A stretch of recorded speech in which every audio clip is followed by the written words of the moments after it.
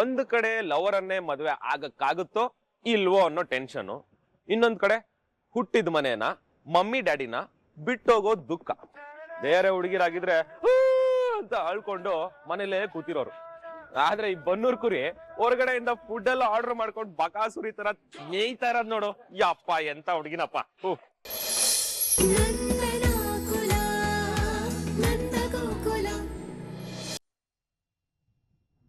ಏನಾದ್ರು ಹೇಳು ಅಮ್ಮ, ಓಡೋಗೋಣ ಅಲ್ವಾ? ಸಾಧ್ಯನೇ ಇಲ್ಲ. ನೀನನ್ನ ಇಷ್ಟೇನ ಅರ್ಥ ಮಾಡ್ಕೊಂಡಿರೋದು. ಓಡ್ ಬರೋ ಅಂತ ಹುಡುಗಿ ಆಗಿದೆ, ಅದ್ ಯಾವತ್ತ ಮಾಡಿರ್ತಿದ್ದೆ. ನಾನು ಅವತ್ತೇ ಹೇಳಿದೆ ಅಂತಾನೆ, ನಿನಗೋಸ್ಕರ ನನ್ ಮನೆಯವ್ರನ್ನ ಬಿಡಲ್ಲ, ಮನೆಯವ್ರಿಗೋಸ್ಕರ ನಿನ್ನ ಬಿಡಲ್ಲ ಅಂತ. ಅದಕ್ಕೆ ಅಲ್ವಾ ಹೇಗಾದ್ರೂ ಮಾಡಿ ಅಪ್ಪನ ಒಪ್ಸು, ಮನೆಗ್ ಬಂದ್ ಮಾತಾಡು ಅಂತ ಹೇಳ್ತಾ ಇರೋದು. ಅಲ್ಲ ಓಡೋಗೋಣ ಅಂತೆ. ನೋಸಿದ್ದು ಅದೆಲ್ಲ ಆಗ್ದಿಲ್ದಿರೋ ಮಾತು. ಓಡೋಗೋಣ ಗೀಡೋಗೋಣ ಅಂತ ಇನ್ನೊಂದ್ಸಲಿ ನಂತರ ಹೇಳ್ಬೇಡ. ನನ್ ಪ್ರೀತಿನ ಉಳಿಸ್ಕೊಳಕ್ ಹೋಗಿ ಅಪ್ಪ ಚಿಕ್ಕಪ್ಪನೆಲ್ಲ ದೂರ ಮಾಡ್ಕೊಂಡು ಅವ್ರಿಗೆ ನೋವು ಕೊಡಕ್ ಇಷ್ಟ ಇಲ್ಲ ನನಗೆ.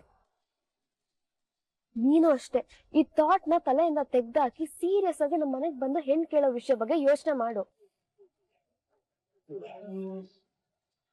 ನಾಳೆ ನಮ್ಮ ಮನೇಲಿ ಚಪ್ರಶಾಸ್ತ್ರ ಅಷ್ಟಶಾಸ್ತ್ರ ಇದೆ ಸಿದ್ದು. ಅಷ್ಟಶಾಸ್ತ್ರ ಆಗೋಕ್ಕಿಂತ ಮುಂಚೆನೆ ಅಪ್ಪನ ಹತ್ರ ಬಂದ್ ಮಾತಾಡು. ಯಾಕಂದ್ರೆ ಅಷ್ಟಶಾಸ್ತ್ರ ಆದ್ಮೇಲೆ ನನ್ನ ಮನೆಯಿಂದ ಆಚೆ ಕಳ್ಸೋದಿಲ್ಲ, ಹೊಸ್ಲು ಕೂಡ ದಾಟಕ್ ಬಿಡಲ್ಲ ಸಿದ್ದು. Hello brother.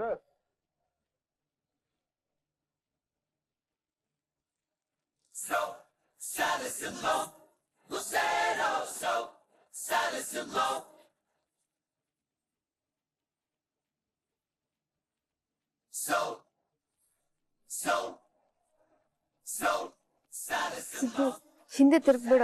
ಆ ಕೋತಿ ಕಾಡ್ ಪಾಪ ಬಂದಿದ್ದಾನೆ, ಬೇಗ ಮಾಸ್ಕ್ ಹಾಕೋ. ಫುಡ್ ಡೆಲಿವರಿ ಕೊಡ್ತಿರೋದು ಆ ಮನೆಯವ್ರಿಗೆ, ಗಾಡಿ ನಿಂತಿರೋದು ನಮ್ಮ ಮನೆ ಮುಂದೆ.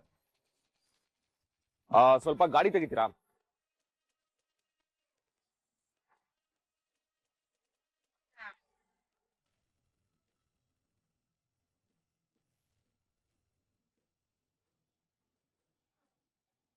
ನೆಕ್ಸ್ಟ್ ಟೈಮ್ ಆ ಮನೆಗೇನಾದ್ರೂ ಫುಡ್ ಡೆಲಿವರಿ ಇದ್ರೆ ಈ ಗಾಡಿನ ಅವ್ರ ಮನೆ ಮುಂದೆ ನಿಲ್ಸಿ ಆಮೇಲೆ ಡೆಲಿವರಿ ಕೊಡಿ. ಮತ್ತೆ ಏನಾದ್ರೂ ಇಲ್ಲೇ ನಿಲ್ಸಿದ್ರೆ, ಈ ಸಲ ಈ ಫುಡ್ ಬ್ಯಾಗ್ ಎತ್ತೀನಿ ಅಂತ ಅಂದಿದ್ದೆ, ನೆಕ್ಸ್ಟ್ ಟೈಮು ಇಲ್ಲೇ ನಿಲ್ಸಿದಾಗ ಗಾಡಿ ಜೊತೆಗೆ ಫುಡ್ ಬ್ಯಾಗ್ನು ಎಸ್ಕೇಪ್ ಮಾಡ್ಬೇಕಾಗುತ್ತೆ. ಓಕೆ?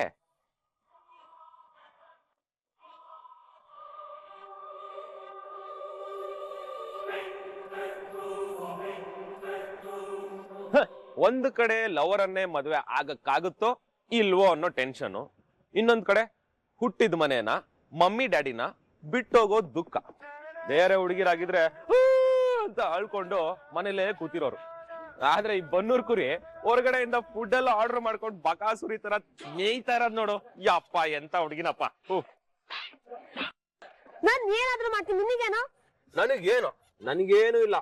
ಅಪ್ಪ ಕೃಷ್ಣ ಪರಮಾತ್ಮ, ನಿನ್ಗೆ ನನ್ನ ಮೇಲೆ ಕರುಣೆ ಅನ್ನೋದೊಂದಿದ್ರೆ ಇಂಥ ಕುಳ್ಳಿ ಅಂತವ್ರನ್ನ ಮಾತ್ರ ನನಗ್ ಕಟ್ಟಾಕ್ಬಿಡಪ್ಪ. ಏಯ್, ನಿನ್ ಮುಖಕ್ಕೆ ಎಂತವ್ರು ಸಿಗ್ತಾಳೆ ಅಂತ ನನಗ್ ಗೊತ್ತಿಲ್ವಾ? ನಿನ್ನ ಹುರ್ದು ಮುಖ ಸಿಗ್ತಾಳೆ. ನಿನ್ಗೆ ಟಾರ್ಚರ್ ಕೊಟ್ಟು ಬದುಕಿರುವಾಗ ನರ್ಕ ತೋರಿಸ್ತಾಳೆ. ಇದ್ ನನ್ ಶಾಪ ಕಣೋ. ಏನೇ ಶಾಪ ಹಾಕೋದ್ ನೀನು?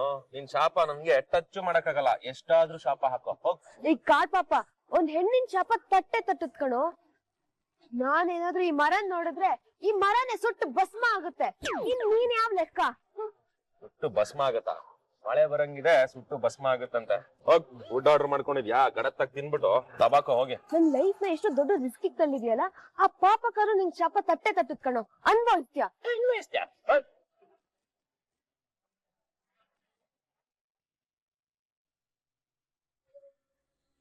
ಒಟ್ನಲ್ಲಿ ಇವ್ರ ಜೀವನ ನೋಡ್ಕೊಳಕ್ ಹೋಗಿ ಮಾಧವನ್ ಜೀವನ ಹಾಳು ಮಾಡ್ಬಿಟ್ರು. ಮೀನಾ, ಮೀನಾ, ತರಕಾರಿ ಏನಿದೆ ಇವಾಗ? ಏನ್ ಅಡಿಗೆ ಮಾಡೋದು? ಅತ್ತೆ, ಬೀನ್ಸ್ ಪಲ್ಯ ಮಾಡೋಣವಾ? ಬೀನ್ಸ್ ಹಚ್ಕೊಡ್ತೀನಿ. ಯಾಕೆ ನನ್ ಸೊಸೆ ಮುದ್ದೆ ಇವತ್ತು ಅಂತಿದ್ದಾಳಲ್ಲ, ಏನಾಯ್ತು ಮೀನಾ? ಅಯ್ಯೋ, ಹಾಗೇನಿಲ್ವಲ್ಲ ಅತ್ತೆ. ಅತ್ತೆ, ನಿಮ್ ಕಾಲದ ಏನಾದ್ರು ಕತೆ ಹೇಳಿ, ಮಾತಾಡ್ಕೊಂಡು ಅಡ್ಗೆ ಮಾಡೋಣ. ಮೀನಾ, ನಂಗೆ ಗೊತ್ತು ಕಣೆ ಇವತ್ತಿನ ತುಂಬಾ ಬೇಜಾರಾಗಿದೆ ಅಂತ. ಆದ್ರೆ ನನಗ್ ಗೊತ್ತಾಗ್ಬಾರ್ದು ಅಂತ ಖುಷಿಯಾಗಿರೋ ಹಾಗೆ ನಾಟಕ ಮಾಡ್ತಾ ಇದ್ಯಾ ಅಲ್ವಾ? ಅಯ್ಯೋ ನನ್ಗ್ಯಾಕತ್ತೆ ಬೇಜಾರು, ಹಾಗೆ ಇಲ್ಲ. ಮೀನಾ, ನಿನ್ನೆ ನಿಮ್ಮ ಮಾವ ನಿನಗ್ ಬೈದ್ರು ಅಂತ ಬೇಜಾರ? ಇಲ್ಲಿ ನೋಡು ಮೀನಾ, ನೀನ್ ಅದನ್ನೆಲ್ಲ ಮನ್ಸಿಗೆ ಹಾಕೋಬೇಡ. ನಿಮ್ ಮಾಧವಂಗೆ ಹೆಣ್ ಸೆಟ್ ಆಗ್ತಿಲ್ಲ ಅಂತ ಸಿಟ್ಟು ಕಣೆ. ಆ ಸಿಟ್ಟಿನಿಂದ ಅವ್ರು ನಿನ್ಗೊಂದ್ 2 ಮಾತು ಬೈದಿರ್ಬೋದು. ಅದನ್ನೆಲ್ಲ ಮನ್ಸಿಗೆ ಹಚ್ಕೋಬೇಡ, ಆಯ್ತಾ?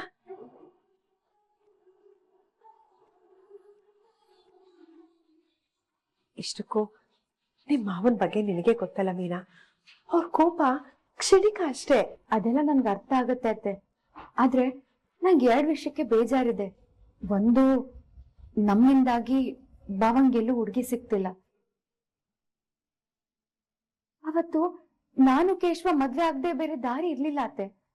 ಅದಕ್ಕೆ ಹೋಗಿ ಮದ್ವೆ ಆಗ್ಬಿಟ್ವಿ. ಮಾಧವ ಭಾವಂಗೆ ಬೇಗ ಮದ್ವೆ ಆಗ್ಲಿ ಅಂತ ನನಗೂ ಆಸೆ ಇದೆ ಗೊತ್ತಾ. ಏನೇ ಮೀನಾ ಇದು? ಇದೆಲ್ಲ ನೀನ್ ನನಗೆ ಹೇಳಿ ಅರ್ಥ ಮಾಡಿಸ್ಬೇಕಾ? ನನಗ ಅರ್ಥ ಆಗಲ್ವಾ? ಇಲ್ಲೋಡು, ಒಳ್ಳೆ ಕೆಲ್ಸಕ್ಕೆ 108 ವಿಘ್ನ ಅಂತೆ. ಹಾಗೆ ನಮ್ಮನೇಲಿ ನಡೆಯೋ ಈ ಒಳ್ಳೆ ಕೆಲ್ಸಕ್ಕೂ ಏನೋ ಸಣ್ಣ ಪುಟ್ಟ ವಿಘ್ನಗಳು ಬರ್ತಿದ್ಯಪ್ಪ. ಆದಷ್ಟು ಬೇಗ ಎಲ್ಲ ಸರಿ ಹೋಗುತ್ತಮ್ಮ. ಈಗ 2ನೇ ವಿಷಯ ಏನ್ ಹೇಳು? ಏನಿಲ್ಲ ಅತ್ತೆ, ನಾನು ಈ ಮನೆಗ್ ಬಂದು ಇಷ್ಟು ದಿನ ಆಯ್ತು. ಈ ಮನೆಯವರೆಲ್ಲ ನನ್ನ ಒಪ್ಕೊಂಡಿದ್ದಾರೆ. ನೀವು ಅಷ್ಟೇ ನನ್ನ ಮನ್ಸ್ಫೂರ್ತಿಯಾಗಿ ಸೊಸೆ ಅಂತ ಒಪ್ಕೊಂಡು ಪ್ರೀತಿಯಿಂದ ನೋಡ್ಕೊಂತಿದ್ದೀರಾ. ಆದ್ರೆ ಮಾವ ಯಾಕತ್ತೆ ಇನ್ನೂ ಒಪ್ಕೊಂಡಿಲ್ಲ?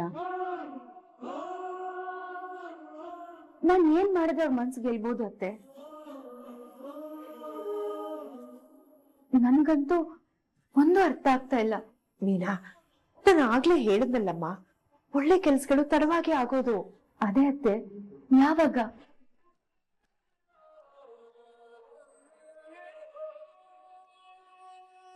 ನೋಡು ಮೀನಾ, ನಿನಗ್ ಸಮಾಧಾನ ಮಾಡಕ್ಕೋ ಅಥವಾ ನಿನ್ನ ಅಟ್ಟಕ್ಕೆ ಏರ್ಸಕ್ಕೋ ನಾನು ಈ ಮಾತು ಹೇಳ್ತಿಲ್ಲ. ನಾನು ಸತ್ಯನೇ ಹೇಳ್ತಾ ಇದ್ದೀನಿ. ನಮ್ ಕೇಶವನ್ಗೆ ಪ್ರಪಂಚದ ಮೂಲೆಯಲ್ಲಿ ಹುಡುಕಿದ್ರು ನಿನ್ನಂತ ಅಪರಂಜಿ ನಮಗ್ ಸಿಗ್ತಾ ಇರ್ಲಿಲ್ಲ ಕಣೆ. ನೋಡು ಮೀನಾ, ನಮ್ದು ಕೂಡು ಕುಟುಂಬ. ಆದ್ರೂ ನಿನ್ ಮನೆಯವ್ರು ಎಲ್ಲರ ಜೊತೆ ಎಷ್ಟ್ ಚೆನ್ನಾಗಿ ಹೊಂದ್ಕೊಂಡಿರ್ತೀಯ. ನಿನಗೆಷ್ಟೇ ನೋವಾದ್ರೂ ಅದ್ ನಮ್ಗೆ ಯಾರಿಗೂ ಗೊತ್ತಾಗ್ಬಾರ್ದು ಅಂತ ನಗ್ನಗ್ತಾ ನಮ್ ಮುಂದೆ ಕಾಲ ಕಳೀತ್ಯ. ಮನೆಯವ್ರಿಗೆ ಯಾರಿಗೆ ಏನ್ ಸಮಸ್ಯೆ ಬಂದ್ರು ಅದು ನಿನ್ ಸಮಸ್ಯೆ ಅನ್ನೋ ತರ ಅವ್ರ ಜೊತೆ ನಿಲ್ತೀಯ. ಒಟ್ನಲ್ಲಿ ಎಲ್ರಿಗೂ ಒಳ್ಳೇದನ್ನೇ ಬಯಸೋ ನಿನ್ ಮನ್ಸು ತುಂಬಾ ಅಪರೂಪ ಮೀನಾ. ಈ ನಿನ್ ಮನ್ಸು ಆದಷ್ಟು ಬೇಗ ನಿಮ್ ಮಾವಂಗೂ ಅರ್ಥ ಆಗತ್ತಮ್ಮ.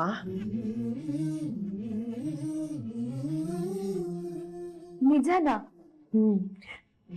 ನಿಮ್ ಮಾವ ಸ್ವಲ್ಪ ಹಠಮಾರಿ ಅಂತ ಇಷ್ಟ ದಿನದಲ್ಲಿ ನಿನಗೆ ಗೊತ್ತಾಗಿರ್ಬೇಕಲ್ಲ. ಇಲ್ಲೋಡು, ಸುಮ್ನೆ ಇದೆ ಅಂದ್ರೆ ಅವ್ರು ಅದನ್ನ ಬಂಗಾರ ಅಂತ ಒಪ್ಕೊಂಡ್ಬಿಡಲ್ಲ.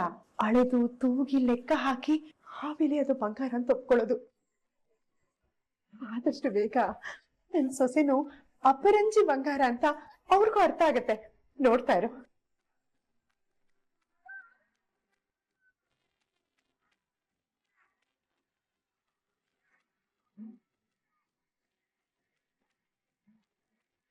ಯಾಕೆ ಅಳ್ತೀಯ ಮೀನಾ? ಯಾವ ಜನ್ಮದಲ್ಲಿ ಏನ್ ಪುಣ್ಯ ಮಾಡಿದ್ನೋ ಗೊತ್ತಿಲ್ಲ ಮೀನಾ. ನಿನ್ನಂತ ಮುದ್ದು ಗಿಣಿ ನನಗ್ ಸೊಸೆಯಾಗಿ ಸಿಕ್ಕಿದಾಳೆ. ಹೌದೌದೌದು, ನಾನು ಕೂಡ ಅಲ್ಪ ಸ್ವಲ್ಪ ಪುಣ್ಯ ಮಾಡಿದೆ ಅನ್ಸುತ್ತೆ. ಅದಕ್ಕೆ ಅತ್ತಿಗೆನೆ ನನ್ಗೆ ಅತ್ತಿಗೆಯಾಗಿ ಸಿಕ್ಕಿದ್ದಾರೆ. ಅತ್ತೆ ಸೊಸೆ ಅಪ್ಕೊಂಡು ಕಷ್ಟ ಸುಖ ಶೇರ್ ಮಾಡ್ಕೊಂಡು ಕ್ಲೋಸ್ ಆಗಿ ಎಷ್ಟು ಕ್ಯೂಟ್ ಆಗಿದ್ದಾರೆ ನೋಡಿ. ಅತ್ತೆ, ವಲ್ಲಭಂಗೆ ಸಿಟ್ಟು ಧೈರ್ಯ ಎಲ್ಲ ಮಾವನಿಂದ ಧಾರೆಯಾಗಿ ಬಂದಿದೆ ಅಲ್ವಾ? ಹಾಗೆ ಈ ತರ ಒಟ್ಟ ಮಾತಾಡೋದು ನಿಮ್ಮಿಂದ ಅಚ್ಚಿಳಿಸ್ಕೊಂಡ್ಬಿಟ್ಟಿದ್ದಾನೆ. ನಿಮ್ ತರನೇ ಮಾತಿನ ಮಲ್ಲ. ಕರೆಕ್ಟ್ ಅದಕ್ಕೆ ತಾಯಿಗೆ ತಕ್ಕ ಮಗ.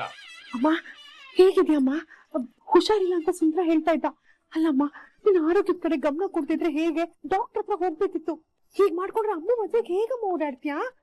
ಗಿರಿಜ, ಅದೆಲ್ಲ ನಾಟಕ ಕಡೆ. ಏನು ನಾಟಕನ? ಏನಮ್ಮ ಹಾಗಂದ್ರೆ? ಅಯ್ಯೋ ಅದು ಬಿಡು, ನಿನಗೊಂದು ಸಿಹಿ ಸುದ್ದಿ ಹೇಳ್ತೀನಿ ಕೇಳೆ. ಏನಮ್ಮ? ಆ ಸಿಹಿ ಸುದ್ದಿ ಕೇಳೋಕ್ ಮುಂಚೆ ನನ್ ಬಾಯಿನ ಸಿಹಿ ಮಾಡು, ಆಮೇಲೆ ಹೇಳ್ತೀನಿ. ಅಯ್ಯೋ ಅತ್ತೆ, ನಿಮ್ಗೆ ಶುಗರ್ ಇದೆ ಏನು? ಆಗಾಗ ಮರ್ತೋಗ್ತೀರಾ ನೀವು? ಗಿರ್ಜಾ, ಅತ್ತೆಗ್ ಮಾತ್ರ ಸ್ವೀಟ್ ತಂದು ಕೊಡ್ಬೇಡ. ಸ್ವಲ್ಪ ಸಲ್ಗೆ ಕೊಟ್ರು ಸಾಕು, ಅತ್ತೆಗೆ ಸಕ್ಕರೆ ಅಂಗಡಿನೇ ಖಾಲಿ ಮಾಡ್ಬಿಡ್ತಾರೆ. ಹೋಗೆ ಕಲ, ಮನೇಲಿದ್ದಾಗೂ ನನಗ್ ಸ್ವೀಟ್ ತಿನ್ನಕ್ ಬಿಡಲ್ಲ. ಈ ಖುಷಿಯಾಗಿರುವಾಗ್ಲೂ ಒಂದೆರಡು ಕಾಲ್ ಸಕ್ಕರೆ ಬಾಯಿಗೆ ಹಾಕೋಬಾರ್ದಾ? ಅಯ್ಯೋ ಆಯ್ತಮ್ಮ, ಒಂದ್ ನಿಮಿಷ ಇರು, ನಾನು ಹೋಗಿ ನಿನಗ್ ಸಕ್ಕರೆ ತರ್ತೀನಿ. ಅದ್ಕೆ ಇರಿ ಅದ್ಕೆ.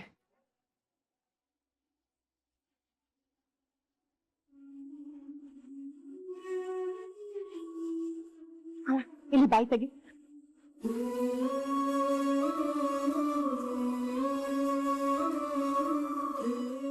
ವಿಷಯ ಏನು ಅಂತ ಈಗ ಹೇಳು. ಆ ವಿಷಯ ಕೇಳೋವರೆಗೂ ನನಗೆ ಸಮಾಧಾನನೇ ಇರಲ್ಲ. ಹೇಳಮ್ಮ. ಅದು ಏನಾದ್ರೂ ಹೇಳಿದ್ರೆ ನಿನ್ ಕಾಲಂತೂ ನೆಲದ ಮ್ಯಾಗ ಇರಲ್ಲ ನೋಡು. ಅಯ್ಯೋ ವಿಷಯ ಏನಂತ ಹೇಳಮ್ಮ. ಗಿರಿಜಾ, ನಿನ್ ಕಷ್ಟ ಎಲ್ಲ ಕಳಿತು ಕಣೆ.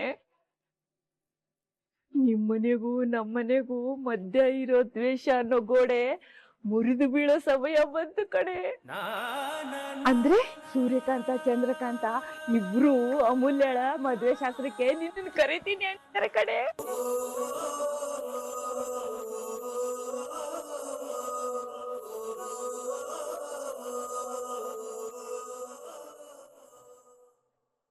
ಹೋಗಮ್ಮ, ಏನೇನೋ ಹೇಳಿ ತಮಾಷೆ ಮಾಡ್ಬೇಡ. ಗಿರ್ಜಾ, ಅತ್ತೆ ತಮಾಷೆ ಮಾಡ್ತಿಲ್ಲ, ನಿಜಾನೇ ಹೇಳ್ತಾ ಇದಾರೆ. ಅತ್ತೆ ಇವತ್ತು ಅಮ್ಮು ಮದ್ವೆಲಿ ಸೋದರತ್ತೆ ಆದವಳು ಅರಿಶಿನ ಶಾಸ್ತ್ರ, ಚಪ್ರ ಶಾಸ್ತ್ರ ಎಲ್ಲಾನು ಸೋದರತ್ತೆನೆ ಮುಂದೆ ನಿಂತು ಮಾಡ್ಬೇಕು ಅಂತ ಹೇಳಿದ್ರು. ಅದಕ್ಕೆ ನೀವಿಬ್ರು ಅಣ್ಣಂದ್ರು ಒಪ್ಪಿ ನಾವು ಕರಿತೀವಿ ಅಂತ ಹೇಳಿದ್ದಾರೆ.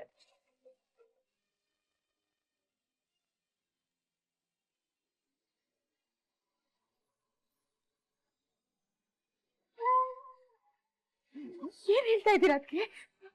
ನೀವ್ ಹೇಳ್ತಾ ಇರೋದು ನಿಜಾನ? ಅದಕ್ಕೆ ಹೇಳ್ತಾ ಇರೋದು ನಿಜಾನ? ಅಯ್ಯೋ ದೇವ್ರೆ, ಅದಕ್ಕೆ ನೀವ್ ಹೇಳ್ತಾ ಇರೋದು ನನ್ಗೆ ನಂಬಕ್ಕೆ ಆಗ್ತಾ ಇಲ್ಲ. ಅದಕ್ಕೆ ಅಂದ್ರೆ ಅಣ್ಣ ಅಣ್ಣ ನನಗೆ ಮದುವೆ ಕರಿ ಅಂತ ಹೇಳಿದ್ರ? ಇದೆಲ್ಲ ಹೇಗ್ ಸಾಧ್ಯ? ಕಷ್ಟಪಟ್ಟು ಸಾಧ್ಯ ಮಾಡಿದೀನಿ ಗಿರಿಜಾ.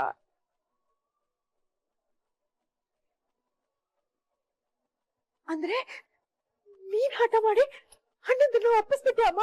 ಅದೇನಾದ್ರೂ ಇರ್ಲಿ, ಅವ್ರು ಒಪ್ಪಿದಾರೆ ತಾನೆ. ಅಂದ್ಮೇಲೆ ನಿನ್ನ ಕರ್ದೇ ಕರೀತಾರೆ ಗಿರಿಜಾ. ಹಾಗಾದ್ರೆ ನನ್ ತವ್ರ ಮನೆಗ್ ನಾನ್ ಬರ್ಬೋದಮ್ಮ? ಅಮ್ಮ ಮದ್ವೆಗೆ ನಾನ್ ಬರ್ಬೋದಾ? ಗಿರ್ಜಾ, ಸದ್ಯಕ್ಕೆ ನಿಮ್ ಅಣ್ಣಂದ್ರು ಈ ಶಾಸ್ತ್ರ ಕರಿತೀನಿ ಅಂತ ಹೇಳಿದಾರೆ.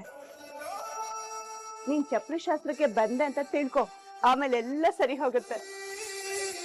ಮದ್ವೆಗೂ ಕರೀತಾರೆ, ನನ್ಗ ಆ ನಂಬಿಕೆ ಇದೆ. ಅಯ್ಯೋ ದೇವ್ರೆ, ನನಗಂತೂ ಇದು ಖಂಡಿತ ನನ್ಸ ಒಂದು ಅರ್ಥ ಆಗ್ತಿಲ್ಲ ಅದಕ್ಕೆ. ಅಮ್ಮ ಇಲ್ಲೋಡು, ನೀನ್ ಹೇಳ್ದಾಗೆ ಅಣ್ಣಂತ ನನ್ನ ಕರ್ತಿದ್ದೆ. ನನಗೆ ಜೀವನದಲ್ಲಿ ನೀನು ಬೇಡಮ್ಮ, ಅಷ್ಟು ಸಾಕು. ನೋಡು ಗಿರಿಜಾ, ನಾಳೆ ನೀನು ನಮ್ಮನೆ ಬರ್ತೀಯ. ಒಳ್ಳೆ ರೇಷ್ಮೆ ಸೀರೆ ಉಟ್ಕೋ, ಚೆನ್ನಾಗಿ ಅಲಂಕಾರ ಮಾಡ್ಕೋ. ನಿಮ್ ಅಣ್ಣಂದಿರು ನಿನ್ನ ಕರಿಯೋದಕ್ ಬರ್ತಾರೆ ಏನು? ನೀನ್ ಬರೋದನ್ನೇ ಕಾಯ್ತಾ ಇರ್ತೀವಿ. ನೀನ್ ಒಬ್ಳೆ ಅಲ್ಲ, ನಂದಣ್ಣ ಮಕ್ಕಳು, ನಿನ್ ಸೊಸೆ ಮೀನಾ, ಎಲ್ರು.